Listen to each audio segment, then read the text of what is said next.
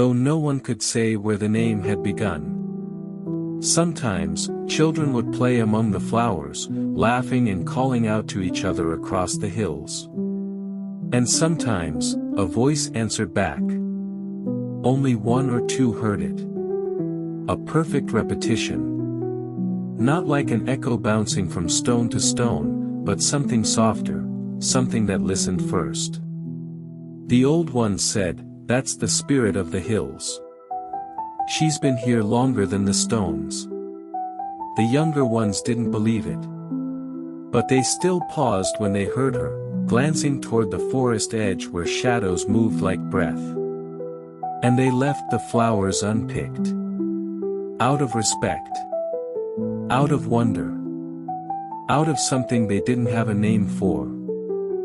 One boy, a shepherd's son, once ventured too far into the woods. He was chasing a goat, laughing as it darted up the slope. He lost sight of it near the ridge, and called out, "Where did you go?" "Did you go?" came the reply. He turned, startled. No one was there. "Who said that?" he asked. "That," the voice said softly. The boy blinked.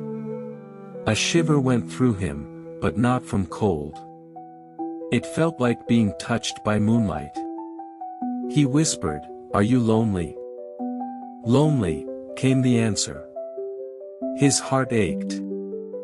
He stood there a long time, saying nothing. The voice did not return. Later, he told his grandmother what had happened. She only nodded. "She waits," the old woman said, placing a wrinkled hand over his heart. "That's all she does now." He didn't forget. Years passed, and every spring, he returned to that place and left a flower on the stone where he'd heard the voice. He said nothing, but hoped she felt seen. Maybe she did. The gods, though timeless, are not changeless. Aphrodite, goddess of love and beauty, one day walked the same hills. She stepped lightly among the daffodils, her gown shimmering like sea foam, her laughter quiet as shell song. She had heard of the flower that bore Narcissus's name. She had not wept for him. Nemesis. She, too, remembered the pool and the flower. She visited it once every season, never touching the water, only looking, remembering. She did not cry. Gods rarely do. But she felt the weight of balance. And she wondered, had the punishment matched the pain? Had the curse restored anything at all? The world did not wait for her answer. It moved on. New generations were born under different stars, and old myths gave way to newer stories. Yet the mountains remained. The echo remained. The daffodils bloomed, again and again, each spring. And far away, in a small grove hidden behind ivy and light mist, Echo sat upon a stone and listened to the wind. It was her only companion now. And sometimes, when the wind brushed the trees just so, she imagined it carried voices. Ancient ones.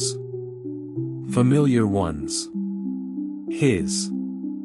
She never saw the reflection again, not the face in the pool, nor the boy she had once loved. But in her dreams, she sometimes walked beside him. Not speaking. Not touching.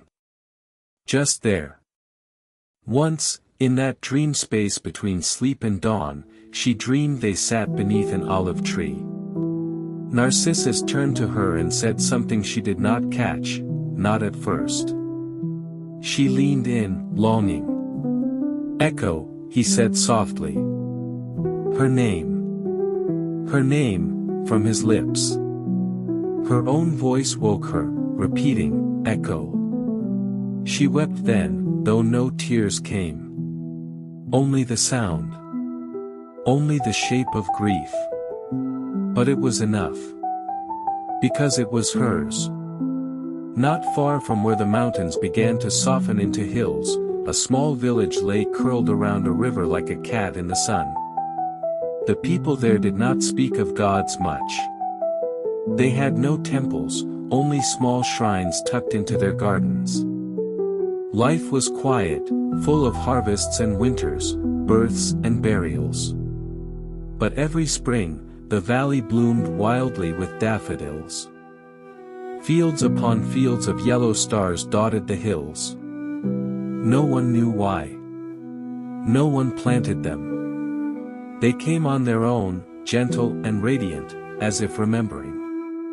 The villagers called it the Weeping Meadow. The wind changed after Narcissus faded.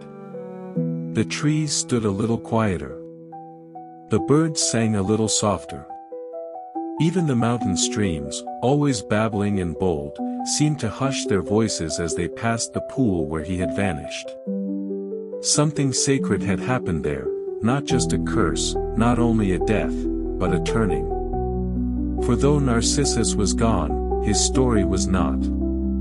The flower that bloomed where he lay remained delicate, lovely, and oddly still, always turned downward, always bent toward its own mirror in the water. Travelers sometimes came upon it and paused. A strange silence clung to that part of the forest, and many swore they heard something in the air. A whisper. A name. Perhaps even a sorrow too soft for words. Echo watched still. She did not age. Nymphs rarely do, at least not in the way mortals understand. But there was weariness in her presence now, like the shadow of a sigh. She no longer tried to call to others. She no longer watched the meadows for friendly faces. Her cave was her home, and her home was hollow. Still, the sound of her voice remained, faint, like starlight. Not her own words, never that, but the remnants of what others left behind. Sometimes wanderers came to the mountains and cried out, "Is anyone there?" An echo would answer, gently, "There." The travelers rarely stayed long. They chalked the reply up to acoustics, to trickery of the cliffs. But some, the dreamers, would sit for hours near her cave, just to listen. They said it made them feel less alone. Perhaps that was her gift now, not words, but presence. Not conversation, but comfort. In time, the gods forgot about Echo. Zeus had his scandals. Hera her grudges. The world spun on. New heroes were born. Old ones faded into legend. But one goddess did not forget. His last words, "Who are you?" and "Come back." Days passed. Narcissus remained beside the pool, unable to leave the face that stared back with such love, and such distance. He forgot hunger. He forgot thirst. The world narrowed to water and wonder. He whispered praises to the image, caressed the air just above it, promised devotion to the illusion that was himself. The wind grew colder. Leaves fell. The pool darkened as clouds rolled overhead. Still he stayed. His body, once so strong, grew pale. His lips cracked. His voice thinned. One night, as frost dusted the moss around him, he whispered, "I love you." Echo, nearby, whispered back, "I love you." But he did not hear her. He heard only himself. And then, silence. When morning came, Narcissus was gone. In his place, by the edge of the pool, bloomed a flower, soft white petals, a golden heart, bowed toward its own reflection in the water. The first of its kind. They named it Narcissus. Today, you know it as a daffodil. And if you ever climb into the quiet mountains and call into the air, hello, You may hear a voice return it to you, faint and wistful. That is echo. She waits still. She remembers. And in that echo, in that single returning word, is all the love she was never able to speak. Time passed strangely after that. The days grew quieter. Echo became a shadow in the rocks, a rumor in the wind. Her voice faded until it was nothing but a ghost that answered calls in the mountains. Hello, someone would shout, and she would answer, hello. Nothing more. She wasted away, piece by piece, until only her voice remained. It was not fair. And far away, another goddess agreed. Her name was Nemesis.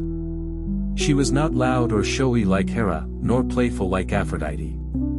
She did not stir storms or birth monsters. But she watched. She waited. She held the balance between justice and pride, between arrogance and downfall. Nemesis saw what Narcissus had done, not just to Echo, but to all who loved him. She saw the broken hearts he scattered like seeds, never caring to tend what bloomed behind him.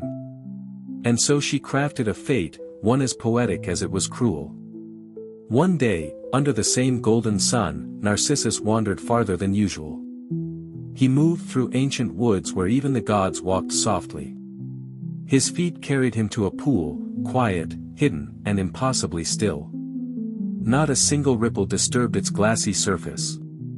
It reflected the sky, the trees, and, as Narcissus leaned down to drink, himself. And there, for the first time, he paused. The face in the water, it stole his breath. Eyes like his own, wide and wondrous. A mouth that curved in the same mysterious half-smile. Hair that glinted with gold, skin kissed by sun. He smiled. The reflection smiled. He leaned closer. The reflection did the same. Who are you? He whispered. Are you real? He asked the water. But the image said nothing, only mirrored his longing. He tried to reach out. The water broke beneath his fingers, sending ripples through the perfect face. No, he cried, pulling back. And when the surface stilled, the face returned, sadder now, perhaps. Or maybe that sadness was only his own, reflected back. From the trees nearby, Echo watched. She could not cry. She could only wisp. He looked around, frowning slightly. Is anyone here? Her heart leapt. The curse forced her to wait, to repeat, not initiate. Here, she answered, her voice clear as birdsong, trembling with hope. He turned, curious. Come to me, he said, stepping toward the trees. Come to me, she echoed, stepping closer. His brow furrowed. Why do you run from me? She ached to explain, to plead, to confess everything, but she could only say, from me. He took another step. Let us meet together. Together, she breathed, and burst from the shadows. She ran to him, arms open, joy radiating from her like heat from fire. But when she touched him, only briefly, fingers brushing his tunic, he recoiled. Keep your hands off of me, he said, disgusted. I'll die before what's mine is yours. She froze. The words hit like stones. What's mine is yours, she repeated, helplessly. He turned, muttering curses, and disappeared into the underbrush. Echo stood alone again. And as the sun dipped low, she sank to her knees among the leaves, her face buried in her arms, her body trembling. She did not weep aloud, her sobs would only return to her as echoes. He came not with fanfare, but with the stillness that follows the end of a song. Narcissus was born beside a river that ran like silver through a valley untouched by time. His mother, Liriope, was a water nymph of gentleness and grace. His father, Cephissus, was the river himself, eternal, deep, and slow to anger. From the moment Narcissus opened his eyes, the world paused to admire him. The midwives gasped at his beauty, and even the reeds by the river bowed toward his cradle. He grew into a boy both wild and serene, with hair like sunlight through wheat and eyes the color of cloudless skies. Animals followed him through the woods. Girls dreamed of him beneath the stars. Boys envied him, and some, quietly, adored him. Yet Narcissus seemed to float above it all, untouched. He spoke little. He laughed rarely. He smiled often, but the smile never quite reached his eyes. A seer had once warned Liriope, "He shall live long, if he never knows himself." She kept that prophecy close, like a secret folded into her palm. Now Narcissus had come of age, and the world came to admire him more openly. But he remained aloof. He hunted, he wandered, he drank from cold springs and disappeared for days. His heart, it seemed, was a closed gate. On the day he met Echo, the woods were quiet, the kind of quiet that arrives just before something sacred. Echo was seated in the shadows of her cave, watching golden light spill like honey across the moss. Her ears had grown used to loneliness. Her mouth longed to form her own thoughts. And then she heard footsteps, slow, sure, unaware. She moved closer to the cave's edge, cautious as dusk. And there, not 10 paces away, stood the most beautiful thing she had ever seen. Narcissus. His bow slung lazily over one shoulder, his brow dappled with sweat, his breath soft with exertion. Of cities that owed their victories to her blessing. She chattered like a songbird, never pausing long enough for Hera to speak again. Minutes passed. Then more.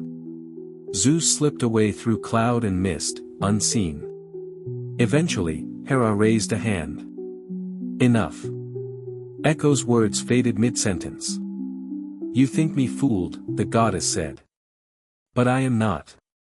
She stepped closer. Her eyes, dark as storm clouds, bore into Echo's. "You delayed me not out of love, but at the command of your king. You protected his lies." She raised her hand again. The air crackled. "Then may your gift become your curse." She spoke the words, and they carried with the wind like cold fire. "From this moment forward, you will never speak your own thoughts again. You shall only repeat the last words you hear, nothing more." The power of a goddess is not undone by tears. Echo opened her mouth, but no voice came forth, only silence. She gasped, and the gasp echoed. Terrified, she ran.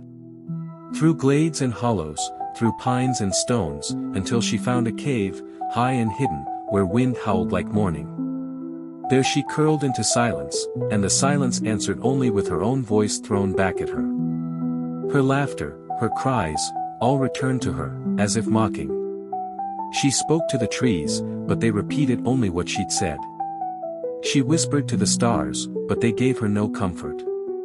And so she lived, no longer Echo the clever, but Echo the reflection, a voice that could not create, only repeat. Seasons passed. Snow painted the mountaintops. Flowers bloomed in green dells. Birds nested and fledged. But Echo watched all in silence, hidden in her cave of stone and sorrow. And then came Narcissus, telling tales of stars and stolen apples and why bees dance.